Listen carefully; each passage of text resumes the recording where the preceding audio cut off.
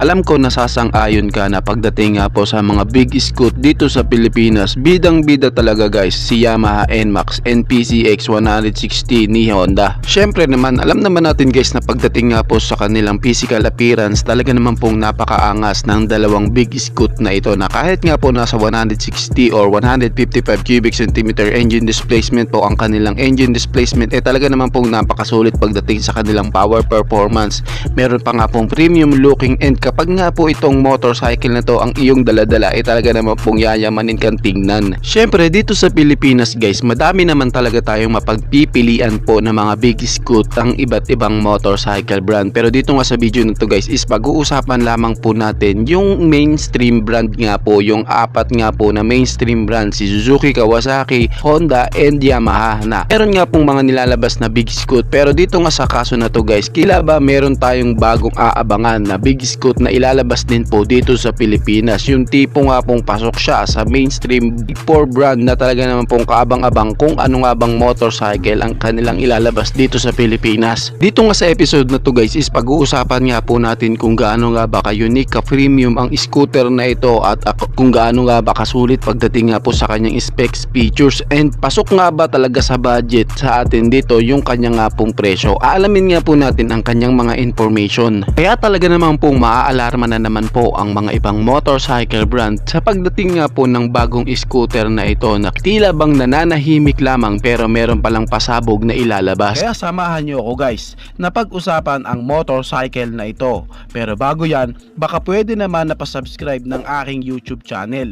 I-click mo na din ang notification bell para maging updated kayo sa mga susunod na i-upload ko.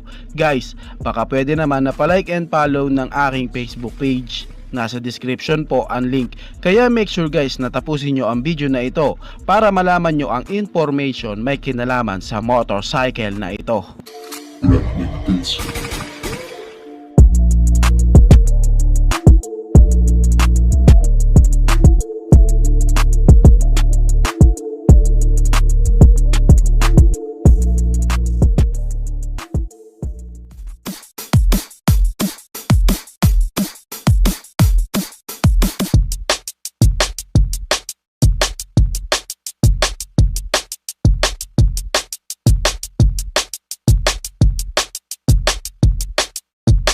Ang tinutukoy ko nga guys is walang iba kundi si Hauji UHR 150cc or aka Birdman 150cc ni Suzuki. Yes guys, alam nyo guys na meron nga pong isang article o bali-balita na meron nga po guys na ilalabas si Suzuki dito sa Pilipinas at tatawagin nga daw po itong big scoot na ito na Suzuki Birdman 150cc. Dito sa Pilipinas guys, meron na nga pong inilabas si Suzuki yung Birdman 125cc. Ito nga guys yung isa na talaga naman pong inulan lait dahil sa kanya nga pong physical appearance. Kung titignan naman po natin ang kanyang physical appearance guys, ang kanyang looks, meron din naman talaga siyang futuristic design and maangas nga po. Siya nga po guys is naulan nga po ng bash dahil nga po sa mas maliit nga po ang gulong nito sa likuran. Yun lamang po. Alam nyo naman dito sa Pilipinas guys, konting pula talagang lalakihan nga po nila ang kanila. Talagang ibabash nila ang isang bagay. Pero syempre guys, bilang isa nga pong motorcycle company, alam ni Suzuki guys ang inyong mga niinda. Kaya nga po bilang resolba sa isang problema na ito, kanila nga pong ginampanan ang kanilang pagiging motorcycle kill brand nga po sa motor na ito at inayos nga po ang gusot na to. Kanila nga pong ginawa na rin pong 12 inches ang motor na to, pero ganun pa rin po, meron pa rin talagang masasabi ang tao na kesyo pangit pa rin daw at bakit daw hindi na lang ginawang 150cc. Kita mo ang daming sabi, wala namang pambili. So, bilang solusyon pa rin guys ni Suzuki, ito nga guys at meron nga po silang inilabas na naman na bago nga pong scooter. Yes po, ito nga guys is tinatawag nga po nilang aka Birdman 150cc. Ang scooter nga po nito guys is nailabas na nga po sa bansang China. Ito nga po guys is collaboration mula nga po sa brand na Hauji and Suzuki.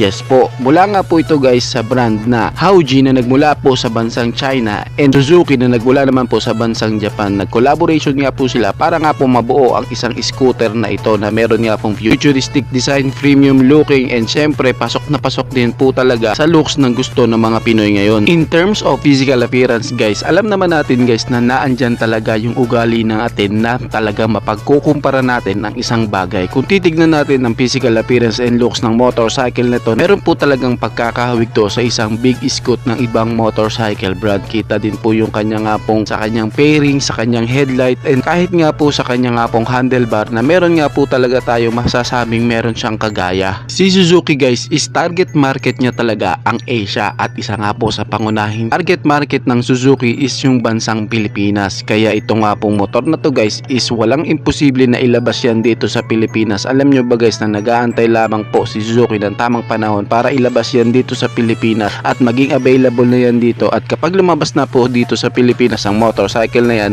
siya nga daw po is tatawaging Suzuki Birdman 150cc. Tatapatan nga po ng big scoot na ito yung iba nga pong big scoot ng ibang motorcycle big four mainstream brand. Sa ngayon nga guys, pag-usapan naman po natin kung ano-ano nga ba ang dapat nating abangan sa scooter na ito. Pagdating nga guys sa kanyang engine specs, meron nga po itong 149 cubic centimeter engine displacement, naka 4-stroke, naka single cylinder, naka single overhead cam with 4 valves. Yes guys, siya nga po guys is naka 4 valves na, kaya nga po makakaasa tayo na meron nga po siyang power output na hindi rin talaga guys mabibitin, and maximum torque na talaga naman pong malakas na hatak. Pagdating naman po sa kanyang fuel system, siya nga po is naka fuel injected na, and ang kanya nga pong cooling system guys is siya nga po is naka liquid cooled engine. Pagdating naman po sa kanya compression ratio, meron siyang sukat na 10.6:1. Pag-usapan naman po natin ang kanyang power performance, pag-usapan natin ang kanyang maximum power and ang kanyang maximum torque. Pagdating nga po sa kanyang maximum power, meron nga po itong 14.4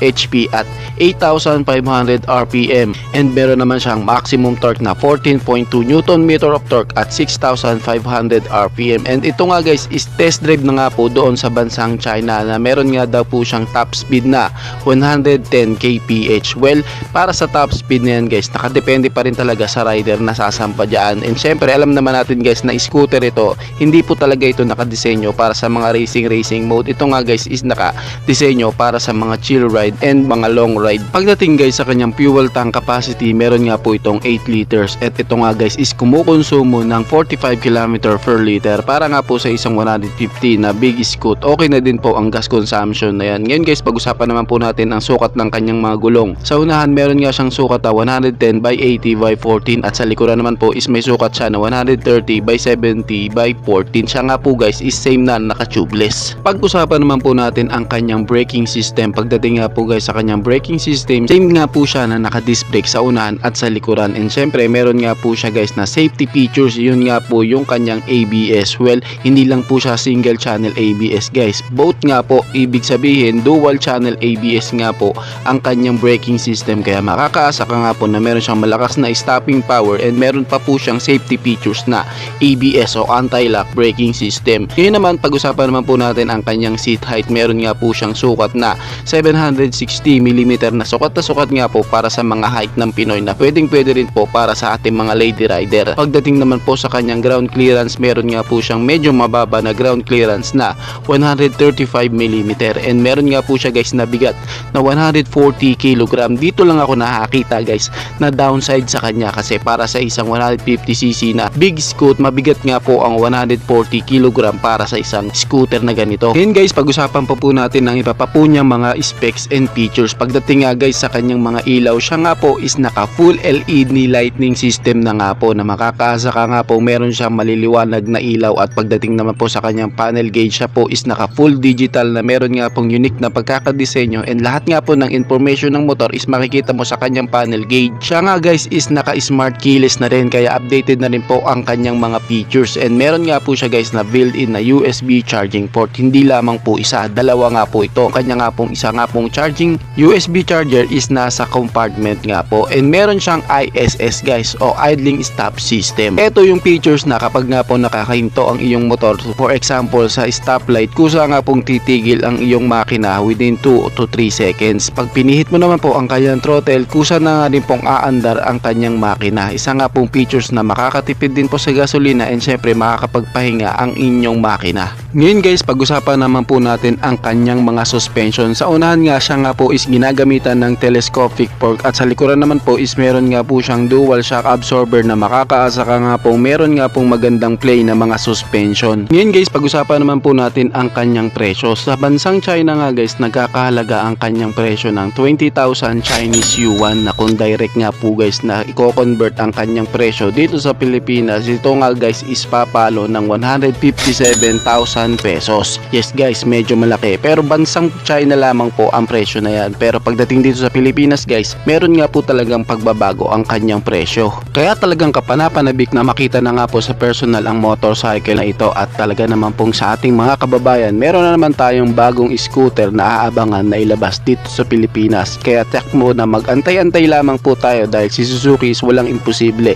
Kayang-kaya nilang ilabas yan dito sa Pilipinas, ang motorcycle na ito na talaga naman pong napakasulit, si Suzuki Birdman 150cc. Kayo guys, anong masasabi nyo sa motor na ito? Paki-comment naman ang inyong reaksyon. Maraming salamat po.